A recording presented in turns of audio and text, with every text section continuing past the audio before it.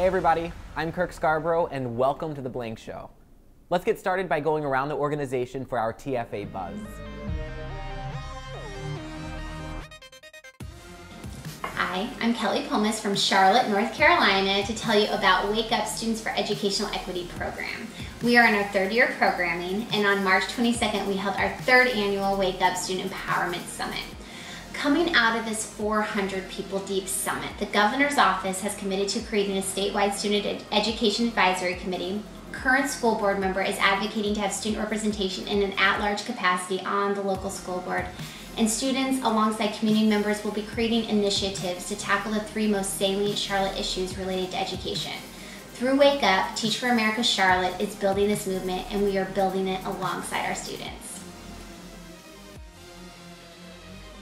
Today we gathered together as a region for our second annual regional summit. Last year this event was a big success with our core members, but we had primarily core members at the table. And so today we really opened the doors, tried to get more people in. We had about 100 people in the room that weren't core members and about 500 people here total. And we just kind of opened up the conversation about what does education in Oklahoma look like and what needs to be done. We had EVB here with us and Mike Johnston from Colorado, and kind of tried to bring their perspective from nationwide point of view to what does that mean for us in Oklahoma and what steps need to be taken to really shift the needle here.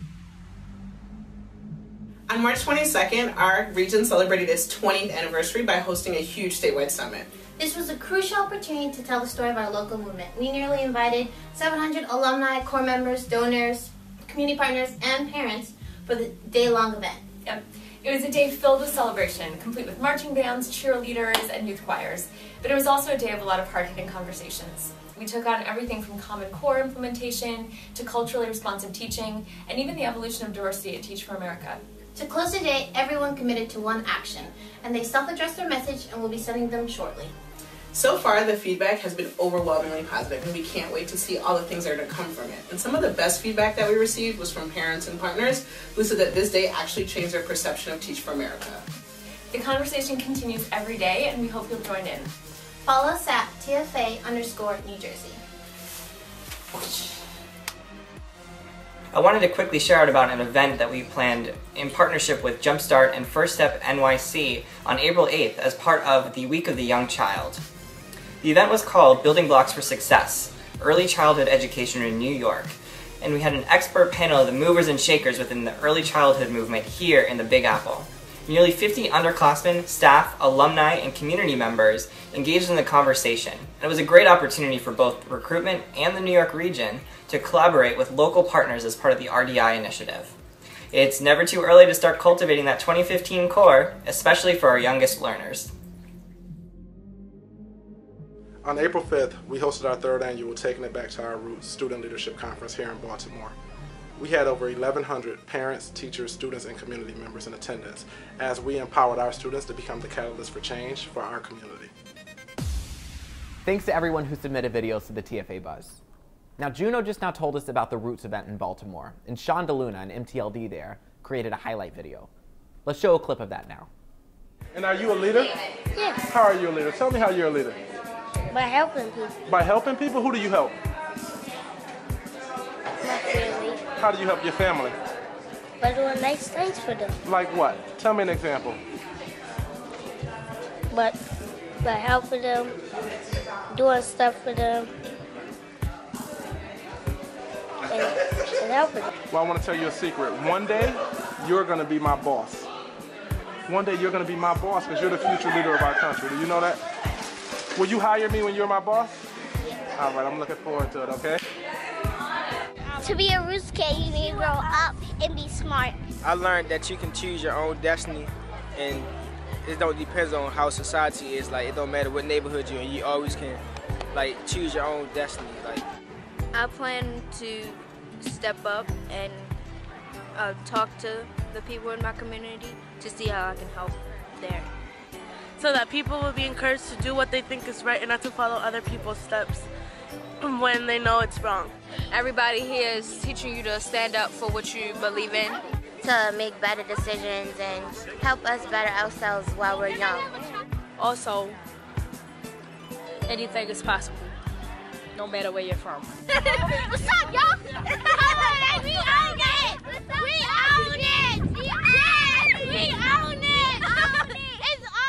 Great work, Sean.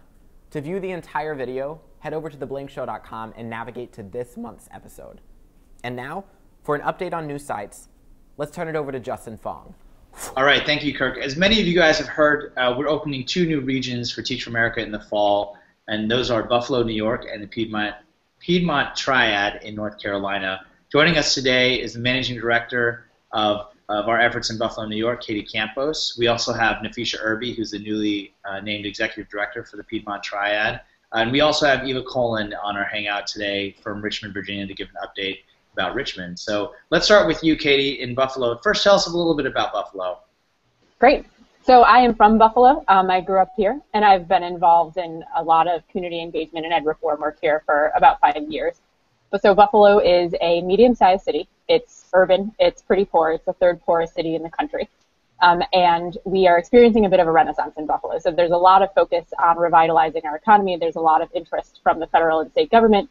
And the missing link here is the schools. So our schools have historically been not performing super well. So a lot of partners are now coming into Buffalo to work alongside the school district to really just improve outcomes for our students. So in that vein, Teach for America came in. We came in through the lens of community engagement. So we really tried to build very authentic relationships with a lot of stakeholders and identify what their needs are and what we can do to address that. And we secured the support of the school board, and then we raised the funds needed to launch. And right now we're matriculating about 30 core members who will join us at the end of June and teach in our highest needs schools in Buffalo. Fantastic. Let's shift over to Nafisha. Nafisha, first of all, what is the Piedmont Triad in North Carolina? I think a lot of people may not have heard of that. The Piedmont Triad is located in north-central North Carolina and is comprised of 3 major cities, Greensboro, High Point, and Winston-Salem, and is about the 3rd largest region in the state. Great. And what's the latest on bringing Teach for America to the Piedmont Triad? We have a lot of supporters in Greensboro right now, and a lot of principals who are excited to have this new wave of talent coming into their schools. We have been graciously accepted and brought in by our superintendent of Guilford County Schools, and currently looking to seek broader school board approval in years coming. And so you're bringing in how many core members this fall, and where they're going to teach? We're bringing in 30 core members, and they'll be teaching in Guilford County Schools to start out. Okay, and that's Greensboro area? Yes. Fantastic. And let's go over to you, Eva. I think a lot of people are very familiar with you and some of your efforts in Richmond, Virginia. I know that we had legislation passed. Can you tell us what's the latest on bringing Teach for America to Richmond, Virginia? Sure. Long story short, we're launching in 2015, not 2014, which is really exciting, honestly, when we think about that transformational change core value with balancing urgency and long-term sustainability. Really, our community was excited to welcome Teach for America. We've been thrilled that the school boards voted to partner with us, that we have a partnership in place with the University of Richmond, and that a lot of community organizations have been giving us a really warm embrace. But we welcomed a new superintendent to Richmond in the middle of January, and that has really caused kind of a significant delay in building and applying that momentum to our business community, who's looking for a nod from the superintendent to say that this is a program he's getting behind. And he's there now, and we're excited that he's going to be joining me at a bunch of meetings with different business leaders. But really what ended up happening was just realizing that we want to make sure we're launching a site with funding committed for a long enough time that our core members are secure, and that we don't go into a funding gap. So we're really in a place where we're going to be launching with everything in place in 2015. And we're also excited to what Justin and I were tweeting about a couple months ago, that we're also going to be able to welcome alumni in the interim thanks to the legislation that was included in that Teach for America Act last year. So folks can come to teach in Virginia regardless on what license they've taught in other states. So if you know folks who might be interested, send them my way. I'm happy to talk to them about it. That's great. It's like a special reciprocity that TFA alumni, all TFA alumni will have. Yep. Well, I think, Eva, everyone can understand the need to kind of slow down a little bit and make sure you have the support of people and community and leaders behind you. So I think we all understand that that's probably a really good decision for all of us. And we have an even 50 regions coming up this next year, so that's kind of nice.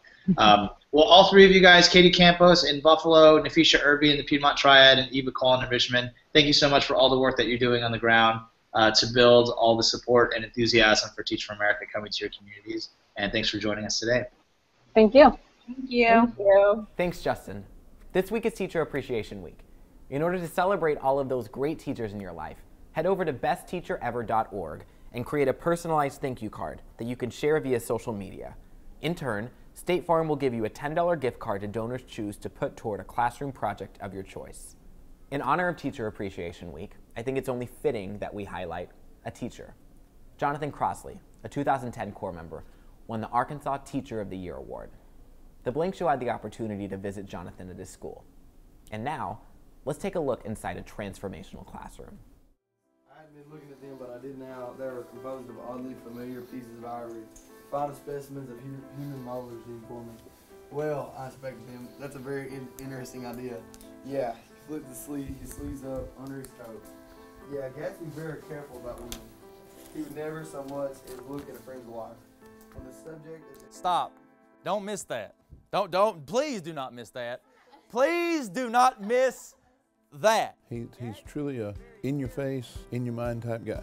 He was a little bit intimidating, but it turned into like a really close bond. He's their friend, but he's also their instructor. He's just very energetic. He's a great motivator. And I'd heard all kinds of stuff about him, like he liked to stand up on tables and teach, and I was like, oh Lord, what am I getting myself into? He understands and respects the norms of the community. He's unlike any other teacher in this school by far.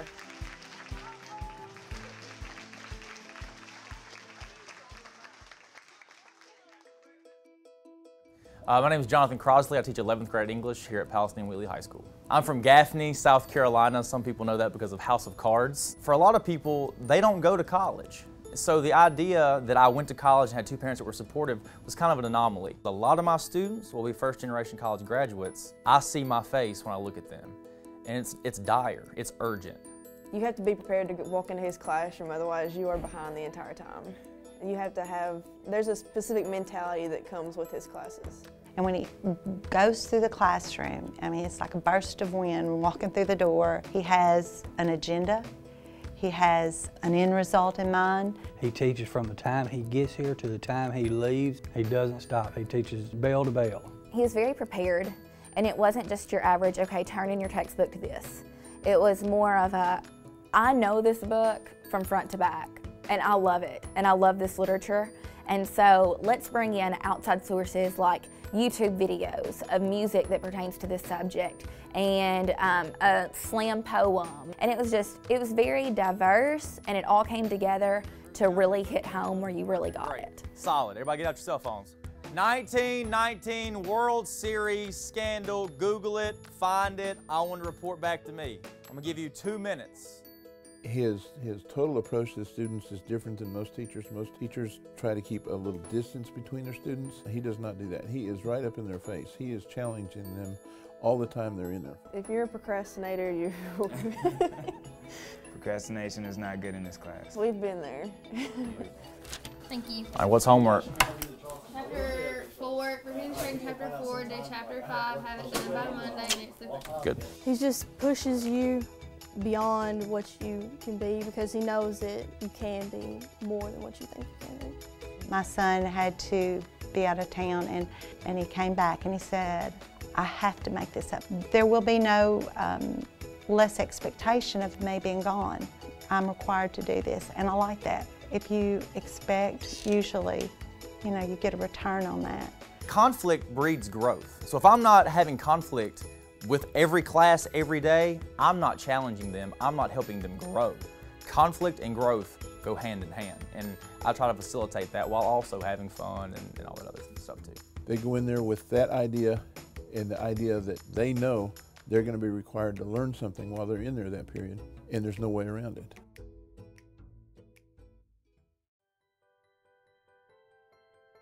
So in 2010, when I started, the proficiency rate was 37%. Part of my goal here to have the quantifiable data was to increase that score, and my superintendent and principal loved that idea. We have in the classroom a scoreboard from all the tests we've taken, and we've seen how they've increased ever since he's been here. The first year I was here, it improved to 68%, which was a great improvement, wonderful improvement, but I wasn't satisfied. The next year it was 81, still great, not quite satisfied. The next year it was 82. I feel like I'm stagnating a little bit at 82, which is a great problem to have. So this past year, I'm shooting for 100. I don't think I ever really cared about school a whole lot until I got into one of his classes. In his room, he demands the highest expectation for every child. I went from being able to sleep through some English classes in school and pass them with an A to actually having to work my butt off in order to maintain an A. He makes me want to dig into just everything that has to come with English. They would stress out over getting things done, and he made it real important to them. And I knew he must have been doing something great for them to take that much time and energy to complete it and to get it done right. A lot of times the work she does, she goes over and above to make sure that it's right, and he has pushed that. He's made her see that. It's not just about the number. There are kids attached to that number. If I have 100% of my kids who can read on grade level, that means Keontae Hicks, who came in at 7th grade reading level, is ready to go to the 12th grade. That means a kid who transferred in because of bad behavior and being disinvested in school can sit down and read The Great Gatsby with ease. That means that somewhere down the road there might be a kid who wasn't interested in going to college who feels comfortable sitting down and taking the SAT. The numbers are great. They're great for the state. They're great for the school. They're great for policy to push effectiveness. But the story is what's important.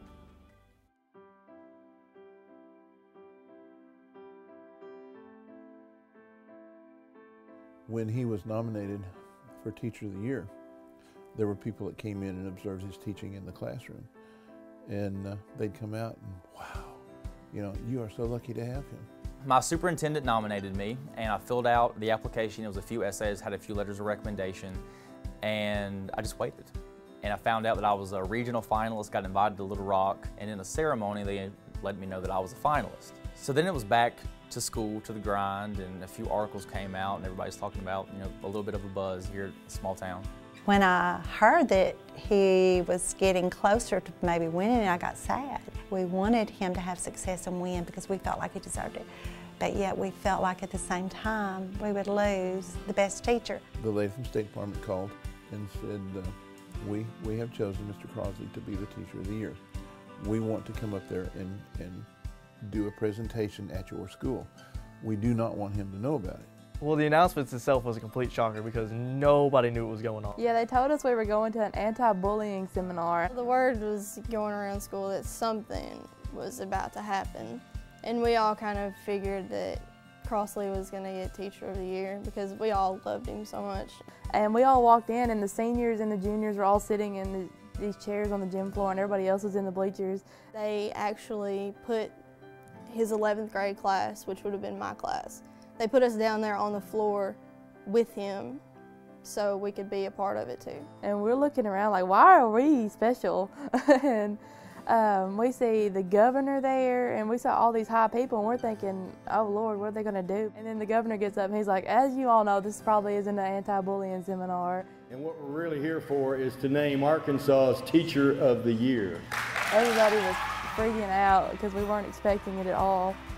And it's Jonathan Crossley. And as soon as the governor called out my name, I walked toward the podium, and my mom and dad walked from behind a door, and I just kind of had this moment of shock and awe and went up and hugged them. It's a great moment. I mean, a really great moment. Palestine Wheatley High School's 11th grade literacy class was recognized as the most improved for literacy in Arkansas, the entire state of Arkansas.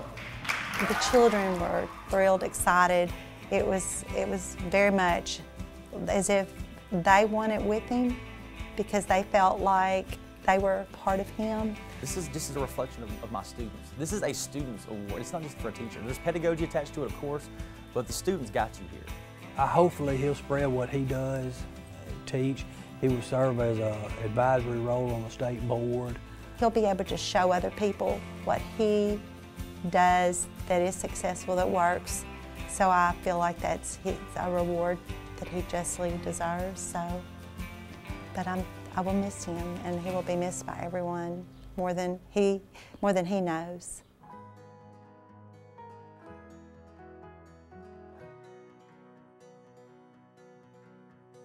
He was one of the most influential people in my life, like all of my teenage years. And he helped me realize that I did have potential, that I wasn't just another kid. I was special, you know? And he helped me to realize that, okay, you have a talent, now use it. He is absolutely the reason that I have gone so far as to go to a prestigious university, and I've got scholarships that are paying for my college. He's even pushed her to the point where she's decided to double major. I'm going to the University of Arkansas at Little Rock, and as of right now I have $62,000 for scholarship money. So I think he was born with the gift, but you know, he's demanded a lot of himself. I couldn't have asked for a better teacher. It really starts to get hairy chapter 6, chapter 7, so you're almost there to where everything's going to open up, all right? I gave my best every day, and I tried. And I know that sounds very simple, but that's something I tell my kids. Try your best every day and give everything you got. Try. And when you do that, you'll find yourself loving what you do more and more. But I appreciate what you guys have meant to me, and I hope that as I go forward, I can continue to leave this place, my place, and we will leave our places better than when we found them. Thank you. And that's our show. If you have any ideas for our June 10th episode, email internalcommunications@teachforamerica.org. And don't forget to tune into the All-Staff Town Hall Friday, May 9th, 3 p.m. Eastern on the TFA Hub. Have a great week. Bye.